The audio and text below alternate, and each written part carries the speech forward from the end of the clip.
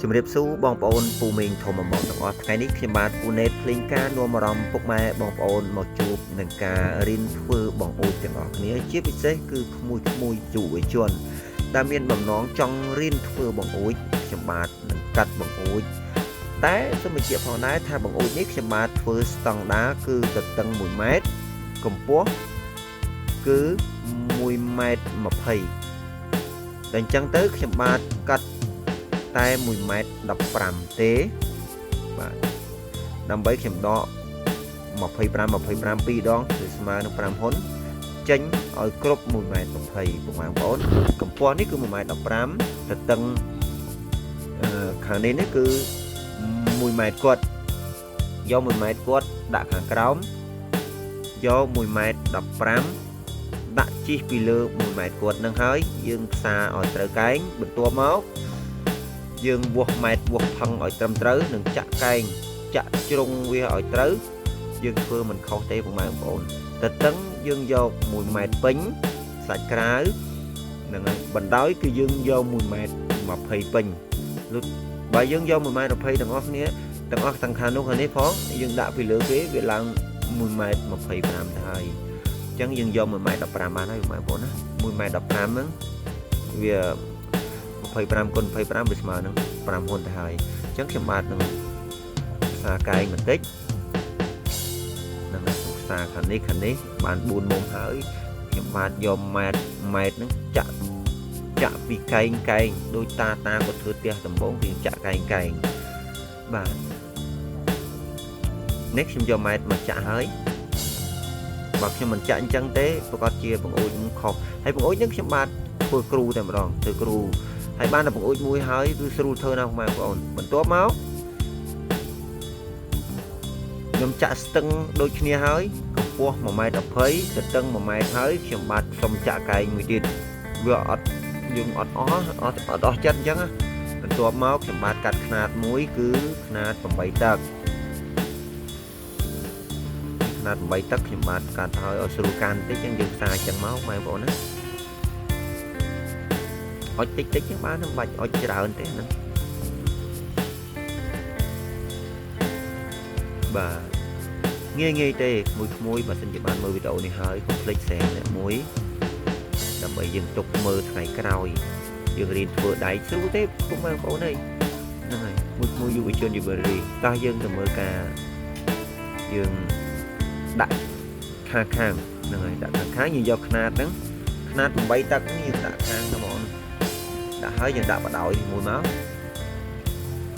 ថ្ងៃហ្នឹងខ្ញុំបាទធ្វើបង្អួច4ដល់ពេល4ចឹងទៅបង្អួច5ខ្ញុំកាត់ឲ្យវែងខាងក្នុងហ្នឹងកាត់មក20ដើមបានគ្រប់ព្រោះក្នុងមួយបង្អួចមួយខ្ញុំបាទដាក់4ចឹងទៅនេះខ្ញុំរៀបចំហើយបងប្អូនខ្នាតនេះឥឡូវខ្នាតឃើញថាធំពេកហើយខ្ញុំបាទទៅកាត់ឲ្យទូចបន្តិចវាធំពេកអញ្ចឹងទៅអត់ស្អាតទេបងប្អូនណាខ្ញុំខានធ្វើយូរដែរតែឥឡូវខ្ញុំយក3តឹកមិញខ្ញុំយក1តឹកបានឃើញធំបងប្អូនណាយើងមើលទៅឃើញធំនេះរៀងយូរបន្តិចបងប្អូនតែយូរអញ្ចឹងខ្ញុំថតឲ្យអស់ទៅហ្មងបើខ្ញុំថតលឿនផ្សារប្រហែលមួយពិបាកធ្វើណានេះខ្នាតដែលខ្ញុំកាត់ចោលនៅសល់តែ8តឹកទេបងប្អូននេះ8តឹកទេខ្ញុំយក8តឹកហ្នឹងបានឃើញស្អាតបងប្អូននេះខ្ញុំដាក់ខាងទាំងខាងឆ្វេងទាំងខាងស្ដាំហើយ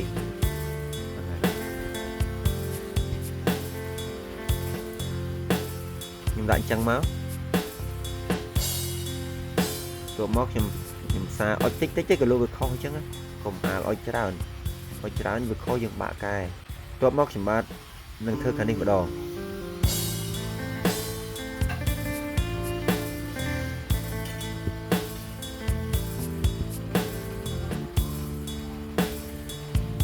ខ្ញុំដាក់ស្ដាំមកខ្ញុំរត់មកដាក់ខាងឆ្វេងម្ដងទៀត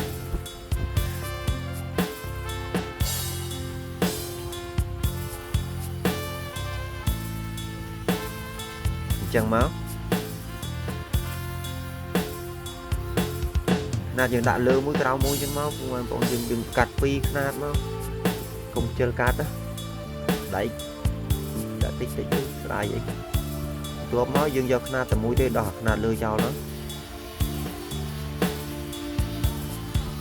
បន្ទាប់ពីដាក់ខ្នាតខាងហើយខ្ញុំបាទចែកម៉ែត្រកដាលហើយខាងកដាលហ្នឹងក៏ខ្ញុំយក8ទឹកដែរខ្ញុំយកខ្នាតតែមួយទេខ្ញុំធ្វើឲ្យហើយមកអូយហ្នឹងដាក់មកគូចឹងទៀតមកចែកឲ្យត្រូវបងប្អូនហ្នឹងហើយមួយយុវជនមើលវីដេអូនេះហើយគឺញ៉ាប់ចេះហ្មងខ្ញុំដាក់ខ្នាតចឹងមកហើយខ្ញុំវាស់ខាងនោះទៀតទៅលើបខយើងវាស់តែខាងហ្នឹងទេខាងស្ដាំនោះហើយយើងអត់វាស់ខាងឆ្វេងយើងកាត់មួយយើងកាត់អត់ត្រូវទេអញ្ចឹងយើងកាត់2ដងឥឡូវហ្នឹងយើងកាត់អញ្ចឹងយើងចែកឲ្យត្រូវអញ្ចឹងមកធ្វើទេ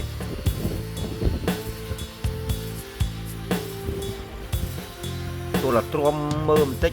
បានយើងប្រញាប់ចេះមួយណាបន្ទាប់មកខ្ញុំបានកាត់ដាក់កង់ខ្ញុំឃើញចំណុចទាំងហើយខ្ញុំកាត់ខ្ញុំមូលប្រឡងដេញណែខ្ចៅរឹតហ្នឹងខ្ញុំវាស់ចឹងមកនេះមើលបងនេះប៉ុណ្ណឹងខ្ញុំមូលវាណែនកាត់ហើយមូលខ្ញុំយកទីបមូលដាក់ទីបមូលបានស្អាតយើងធ្វើបង្អួចចឹងទីបមូលក៏ស្អាតដែរធ្វើទ្វារក៏ស្អាតដែរចឹងមកខ្ញុំមូលឲ្យជាប់អ្នកខ្លះគាត់ស្រឡាញ់ខាងនោះទៅខ្ញុំនឹកឃើញថាខាងហ្នឹងវារៀងយូរបន្តិចប៉ុន្តែយើងក្បែរភ្នែកស្រួលមើលយើងបាច់ឆោងភ្នែកទៅមើលខាងនោះយើងចិត្តតែកាត់ទុកមកបងប្អូនណាចាំមើលខ្ញុំវាស់មើលឥឡូវខ្ញុំដឹងទៅវាស់ត្រូវហើយខ្ញុំបាត់កាត់យកទៅហ្មងវាលឿន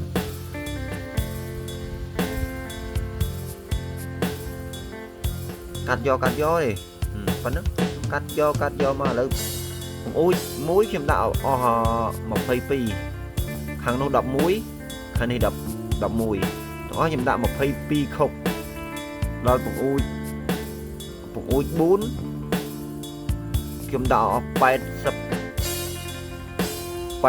88ខុបនេះបងប្អូននេះខ្ញុំចាប់ដើមរាយហើយ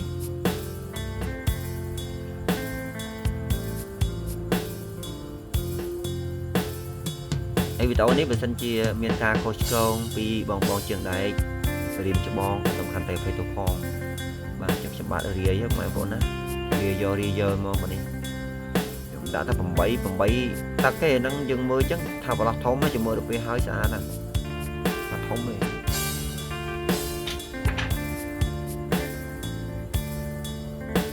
តែយើងយូរដែរបងប្អូនអើយដាក់យកចឹង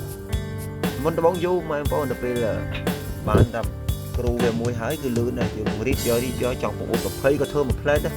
ធ្វើមួយថ្ងៃហើយទៅ20ហើយតែមានគ្រូនឹងមួយយើងធ្វើយើងកាត់ទុកថា2ថ្ងៃចុះ20 2ថ្ងៃចុះមួយថ្ងៃមកហើយទេ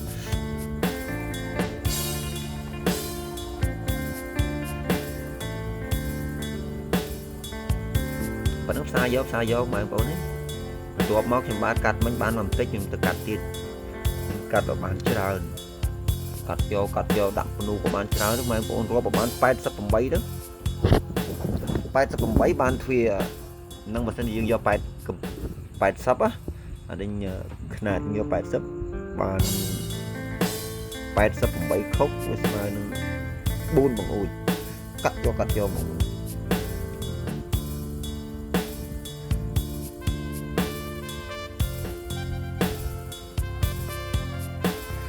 វីដេអូនេះរឿងយូរបន្តិចបងប្អូនអើយដោយសារខ្ញុំអត់សារ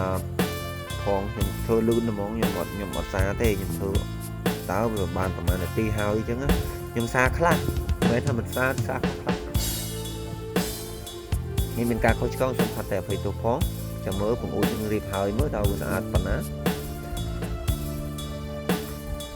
នេះបងប្អូនខ្ញុំចាប់ដើមរាយហើយឥឡូវបាន9នាទីជាងហើយរាយយកហើយ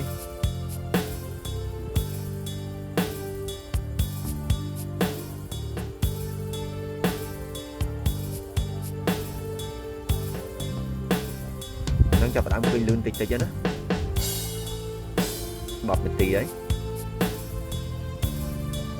10 នាទីជាងបងប្អូនអើយសួរសារបន្តិចងាយទេ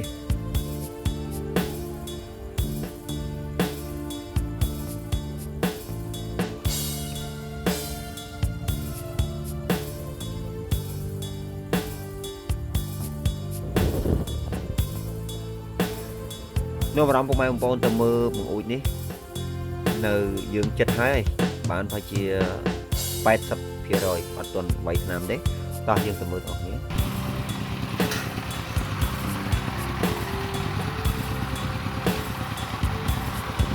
ចង់ស្អាតបានអមតែបងអស់ច្រើនដែរចង់ស្អាតបានតែអស់តែច្រើនណាស់មួយគិតជាគ្រប់អស់2 3ដើមកុំឲ្យខ្ញុំបើយកឡធ្វើអានេះដល់មុខ2មកណាតែក្រៅពីនេះឬក៏ឲ្យធ្វើស្អាតទាំងអស់ទិញដៃទាំងអស់អរគុណច្រើន